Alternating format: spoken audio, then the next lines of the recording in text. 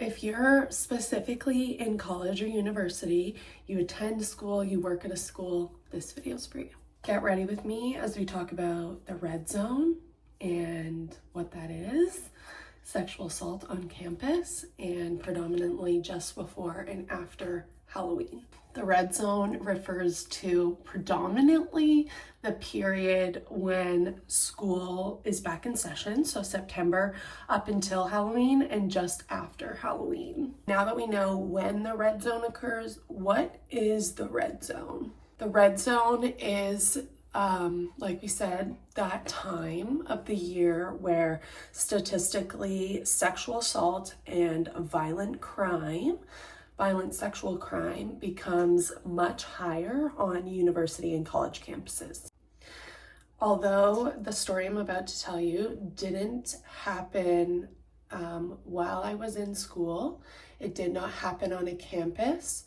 It also happened to occur outside of the red zone in the summer of 2022. I was 21. Here in Canada, you are of legal drinking age at 19. So I had experiences of drinking alcohol. I was comfortable in knowing my limits, knew how many drinks it would take me to get too drunk.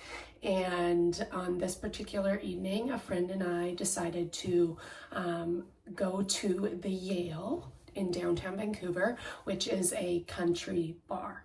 I believe this was a ticketed event, so before the event actually started, we went to a bar on Granville, which is the same strip that the Yale is on, and we got one shot at this bar. It was a pickleback, okay?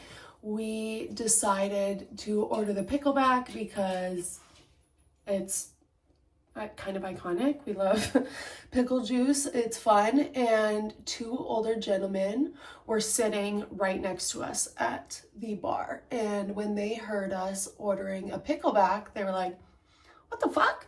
What's a pickleback? That's crazy." Okay. And sure, the pickleback is unusual. But if you frequent bars, you are older, you think they would know what a pickleback was, but apparently they didn't. So they decided, like, let us order some picklebacks too, and we'll take this shot together. No problem. So that's exactly what we did. We got our picklebacks. It's a shot of Jameson and a shot of pickle juice. We had the shot, okay? That's the only drink we had at this bar. Keep in mind, these gentlemen were at least in their 40s. There was no really concerning behavior at this moment. I'm trying to get my concealer to dry. We took our picklebacks and that's it. Okay, we started chatting, however, with these guys. Now that we had already started chatting, we were not developing like a relationship, but just having casual conversation. And one of the guys let us know that he is the resident DJ at the Yale and the resident DJ of a popular radio station here in Vancouver called Rock 101. He is a very well-known DJ here in the city. If you don't know his face, at least you know his name. Once he lets us know that he is the resident DJ of the Yale and this radio station, he invites us to come to the Yale with him. We can go bypass the line and just squeeze in because we already had tickets for this event. He would just let us come in with him. He would be DJing all night, so whatever. We're like, yes, okay. So his friend ends up like leaving. He's like, no, I gotta like work the next day. So it was just my friend, we'll call her Amy, me, and this guy, the DJ. And we end up walking with him to the Yale. He actually gives us tickets to this Taylor Swift event that was already sold out. They were actually $20 a piece. And he gave us tickets to come back the next weekend for this sold out event. And spoiler, didn't end up going to this event. And I've only been to the Yale once since then because of what ended up happening. We get into the bar, everything's fine.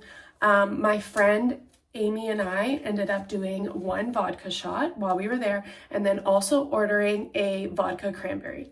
Didn't really like the drink, however, whatever, we took our shot. So now I'm 2 shots in, not out of the ordinary, something I know I can handle, and then also having a vodka cranberry that I didn't drink super fast. We decided we were gonna step outside, take a breath. It was still light outside. So at that time, the DJ had actually let us keep our bags and jackets behind the booth that he was sat at all night DJing. I let him know we're gonna pop outside and be right back.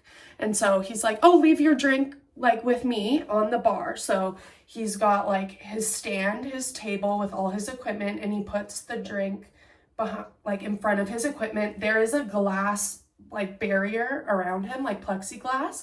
So no one had access to this area but him.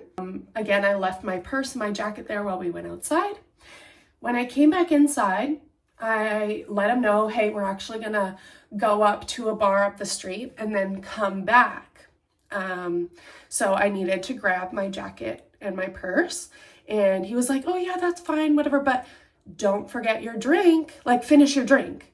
And I was like, oh, okay, like, I don't really care, there's not much left. And he was like, you should finish your drink. So that's exactly what I did. I grabbed it exactly from where it was. There's a straw. There was maybe 3 sips left. 3 sips, grab my stuff and head outside. In under 2.5 minutes, I was on the side of the road projectile vomiting.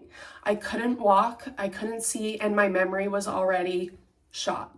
I didn't know where I parked, what was going on. Walking even like 10 steps seemed impossible. I began to convince myself like I knew like I couldn't make it back to my car. I couldn't make it anywhere. My friend stayed with me, but we never ended up going to another bar. I didn't take anything else. And I was so sick. I was laying on the side of the road, and this was not normal because I had such a limited amount of alcohol in my system. And I knew something was off because I got sick so fast without any warning. Things got worse very quick. I don't remember like getting to my car at all. I know I made it to my car and I passed out in the back seat of my car for almost 6 hours. My friend sat in the front seat for fucking 6 hours, almost 6 hours, because I couldn't move. I felt so sick. I felt like I was dying and I had no idea why. And at this moment in my head, it hadn't even clicked that I was drugged. When I woke up after almost 6 hours, I felt a bit better. However, my decision making was severely impacted, and I thought that I would be okay to drive. My friend was pressuring me to get us home. She doesn't drive. So I start my engine and I don't even get to move my car before 6 squad cars, 6 Vancouver Police Department cop cars surrounded my vehicle in this parking lot. I hadn't moved my car at all. I just started the engine. And they asked me to get out of the car and basically was getting in trouble for a suspected DUI. I, again, had no decision-making capacity. I was not in the headspace to be driving. I was not in my body. I was not in my mind. I just knew I needed to get home and get somewhere safe. And after my friend pressuring me, and thinking I don't feel as worse as I did, I thought I could get us home, which would not have been a good idea. I'm thankful that someone called. I asked the cops and apparently someone had called them, and I guess they were watching me because they were able to prohibit me from driving. And there were six cops cop cars, lots more police officers, and thankfully I did not get a DUI. They did take my car, impound my car, and send me and my friend home in a cab. And when I got home and woke up the next morning, I still felt so sick.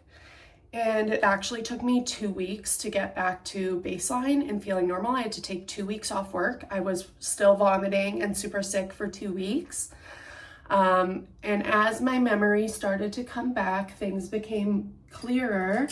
The way in which this DJ pressured me to finish my drink and tried to, become buddies with us all night, offering us free tickets, encouraging me to finish my drink, encouraging us to come with him. It became so clear that he had drugged me. He was the only person who had access to my drink. He displayed behavior that was coercive and definitely strange.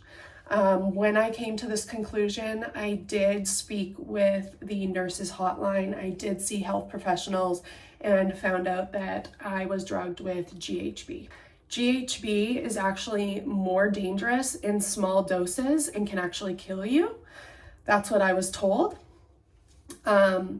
If they had given me a large dose of GHB, I would have been safer and not felt as sick. But being drugged with GHB in such a small quantity is more dangerous and can kill you. I was impacted not only physically for 2 weeks, but mentally it's very draining, exhausting, and very hard to come to terms with the fact that someone potentially wanted to take advantage of you and decided to drug you, slip something into your drink, and that they're okay with that, especially this being such a well-known person in the industry here in Vancouver, and still is. I told you that the only time I've been back to the Yale since then, this man was still the resident DJ there, and that was last year in 2024. And he said he knew who I was and he recognized me when he saw me. And I left the bar right away because this man has easier access to women and girls and their drinks. He is surrounded by young women, young students every weekend in Vancouver. At least every weekend, if not every day of the week here in Vancouver, and knows exactly what to do to lure young, vulnerable girls in and take advantage of them. I'm just glad my plan was to get out of the Yale and go somewhere else by the time I had taken the roofie drink. I'm also glad that someone reported me as being passed out in the back seat of my car for so long that the cops decided to watch me, basically surveillance me and stop me before driving, because I could have hurt myself, my friend, and many other people on the road. And I'm not saying that, it's not my fault, because my decision making was severely impacted due to the drugs in my system, and it took weeks for me to feel okay. I'm thankful for everything that happened afterwards. I did not get a DUI. I had to pay to get my car out, but those consequences ended up saving my life from what could have been more dangerous. So, bringing this back to the red zone, as young, vulnerable students, you are surrounded by people that are often older. They know how to distinguish who is more vulnerable than others. If you're inexperienced with drinking, if you're a heavy drinker, if you're too trusting, they know exactly what to say and do to get and gain that trust and then take advantage of you. And I don't know what the purpose of drugging and roofing my drink was. However, there were no good intentions. You don't drug someone hoping that they have a good time. You drug someone in order to impact their ability to act normally, impact their decision making, impact their ability to give consent. You should never leave your drink unattended. Bartenders know, and staff at bars and nightclubs know that any drink unattended is to be dumped and flushed. Even if you turn your back or you step up from your chair just to use the bathroom, drinks are supposed to be dumped out. If they are not, and he should have known, like, any drink sitting there should not be picked up again and allowed to enter somebody's system. And that was not the case. People that work in the entertainment industry know this, but doesn't mean they're not going to take advantage of you and take advantage of you not knowing, right? So even the most prominent and popular people here in Vancouver that work in the industry are not always innocent and do not always have good intentions. So be safe, not just during the red zone, but always on a night out. Make sure you're with someone at all times that you trust. Never leave your drink unattended or with anyone, not even your best friend. You finish your drink or you hang on to it the whole time. Because even your friend holding a drink and looking away gives someone access to dumping something in the drink, spiking it. If you do not directly have eyes on your drinks at all times, that is dangerous. So please be safe. Please look out for each other and do not take anything from anyone. Do not trust anyone, because more often than not, people do not have the good intentions that we think they do.